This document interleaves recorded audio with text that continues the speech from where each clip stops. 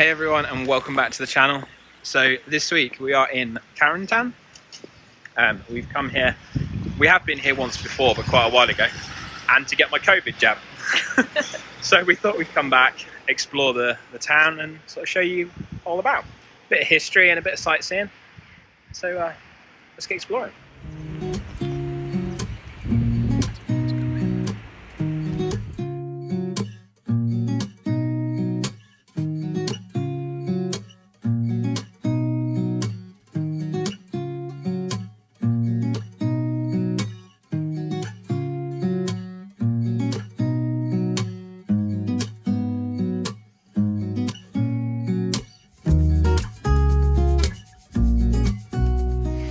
So as with most places that we visit in Normandy, Carantan does have quite an interesting history in regards to World War II. So this town was liberated by the Allies, as was everywhere else, on the 6th and 7th of June 1944. On the 23rd of June there was a ceremony held here that was giving all of the officers a Medal of Bravery. And during that ceremony there was all of the local civilians, loads and loads of people here, as well as the 101st, I can't remember what they're called, something parachutists, airborne parachutists from the American army. They were the ones being given the medal. But shells started raining down from German troops and around 50 local residents all got killed. If the bombs had gone 20 metres to the left, the whole of the 101st airborne parachutists would have all been killed. So it was a bit of a bloody battle here after the war, and the Germans still tried to get the town back from the Allies. I know it's nothing new, but it's so good to see you. When the plans for liberating Carantan were all going on by it was General Eisenhower at the time, by the Americans, they said because of the flat landscape here, sort of marshland, surrounded by, there's a canal that runs through it that goes from the town to the sea, and then there's just flat marshland. They actually said that it was going to be a really difficult place to liberate, and if they failed to liberate it, they planned on dropping 500 to 1,000 bombs on the town to completely destroy it, so that the Germans wouldn't take their grasp on the town. Luckily that didn't happen, and they did manage to liberate it. But a lot of the architecture of this place still got destroyed, unfortunately. It's had a bit of a rough history all throughout the 15th, 16th centuries, 100 Years' War, the wars of religion. The whole town has been destroyed and rebuilt and destroyed and rebuilt. One of the only remaining structures from I think it was the 15th, 16th century that remains is the church, which is just in front of me. And it was originally built on this site in the 1200s, got destroyed and rebuilt again in the 15th century in flamboyant Gothic style. There is quite a lot of work going on, but I'm still going to see if I can have a look inside. But it's quite a beautiful building.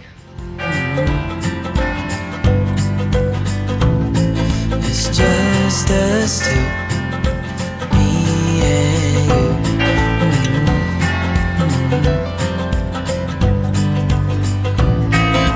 Oh, oh, oh, I can't believe you love me. Oh, oh, oh, I just feel so lucky. Oh, oh, oh, still can't believe you love me.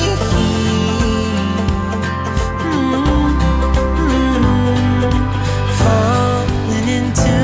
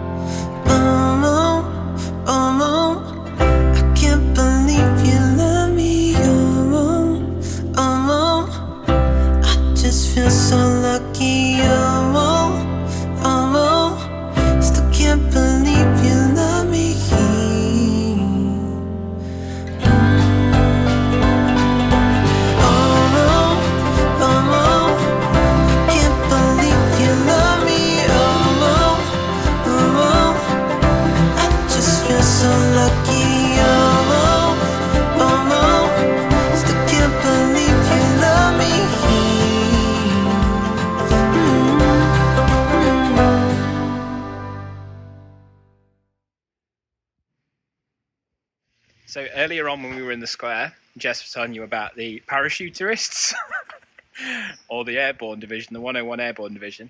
This building that we're just walking past here on the way down to the marina was set up as the home of the airborne division when they were in Carantan. It's a fantastic building. All the markings on the side of the stonework.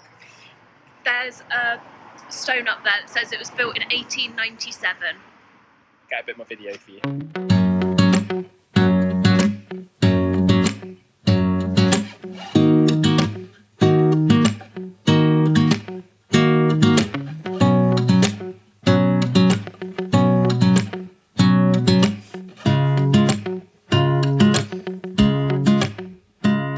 So no trip to any town in France would be complete for us without the marina.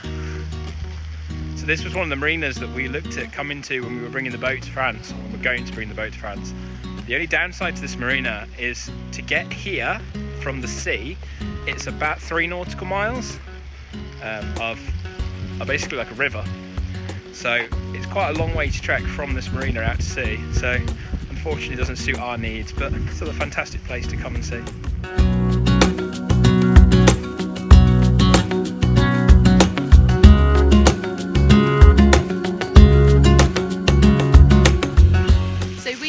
At the old port, and I'm sorry if the fountains behind you are making a bit too much noise. You might have to go and find a toilet. It is here that the port was first established in the Roman period, but it was in the Middle Ages. It was actually moved and then moved back again. So there was all marshes around here, completely flat land. The sea is about 2 miles that way, and they built a canal here for the port. The present port here was actually dug by Russian and Spanish prisoners, which was undertaken by Napoleon I. So it was in 1805, all dug out by Russian and Spanish prisoners. The material excavated was used to build the promenade, which we're going to follow the route. It was used to export eggs, butter and meat, and here wood and coal were imported. But due to the First and the Second World Wars, they stopped using it as a port and it became a pleasure marina. It does actually go quite far out. We might take a little wander down, but it goes really far down.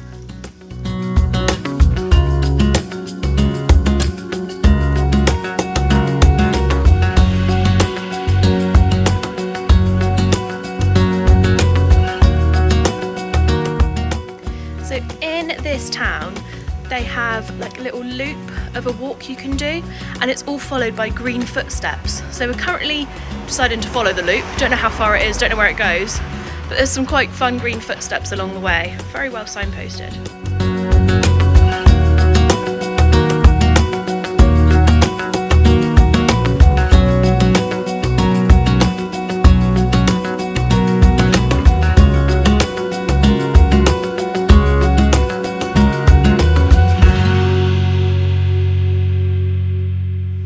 So Carantan did have a chateau, a massive castle with fortifications all around it, but it was destroyed in one of its many wars. The only thing that remains is this road, which is Rue de Chateau.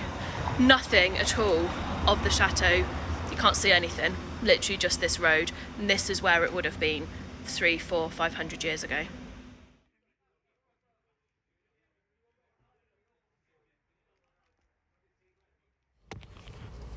So we are back in the car, freshly caffeinated from our coffee, and we are heading to a bird observatory. What was it, about 10 minutes away? Just outside, yeah. Just outside the town, and it's on a big lake. So we're going to have a little wander around the lake and check out the bird observatory. So we've just arrived here. This is at the Observatory and Nature Reserve. La Maison de Parc. Yeah. So it is €5 per adult, which is a good price. It's a 5-kilometre walk. And there's also gardens, which is just there, which we'll check out on the way back, and observatories, which go in like a kilometre walk. They do close for lunch, as with most places in France, but as long as you access it before 1 o'clock when they close, then you're fine to be in here. Yeah. So between 1 and 2 you can't come into the place, and obviously pay your entry and all that. But yeah, it seems like a really nice little place. Yeah, it's lovely. There's like loads of picnic benches out there just before the entrance with loads of apple trees. So I'm hoping maybe we can get some apples on the way out. Make a nice crumble. Apple for crumble. You can hire binoculars for €1, and you can also hire electric bikes if the 5 kilometres is quite far. So we're going to head up to the lookouts and see what we can find.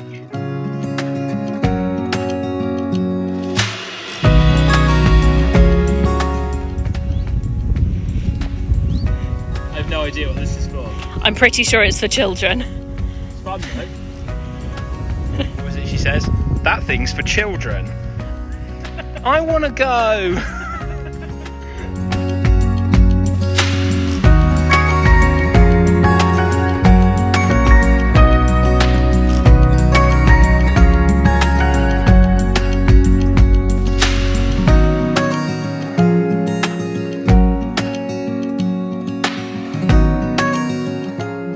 We are in the main hide. Out of 5, this is the biggest one, and it's probably, I mean, we can see the smaller ones in the distance. It's probably the most secure. The other ones look like huts that are falling over, but we're going to go and have a look anyway. In this hide anyway, there is like a list of all of the different birds that you can see here, how easy it is to spot them, and also what months they're here. So we're in September now, so we're starting to come to the end of when all the more rare birds come here. They're all, I guess, migrating south for winter, but there is still a lot to see. As you can see, Matt's got his super telephoto lens out.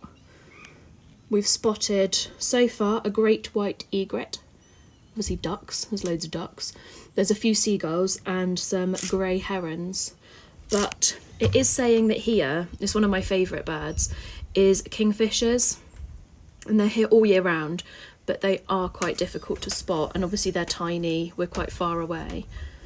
But yeah, I haven't seen any little flecks of blue yet of a kingfisher, but I'll keep my eye out.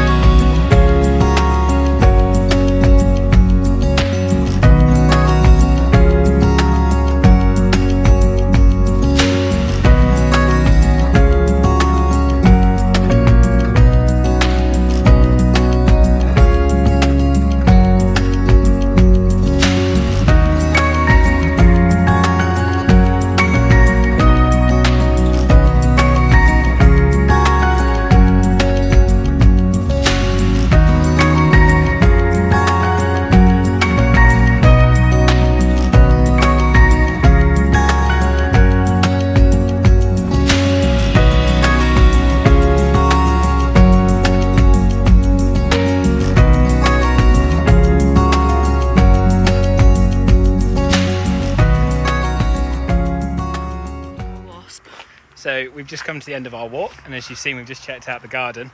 Jess is in quite a little bit of pain as she went to go and pick an apple and was stung by a wasp. And it had a wasp in it, and I've been stung by a wasp. So yeah, quite painful. Yeah. So we're probably going to end our video here for obvious reasons. Thanks so much for watching. Don't forget to subscribe, give us a thumbs up for the video, and we will see you all next week. Bye. Bye.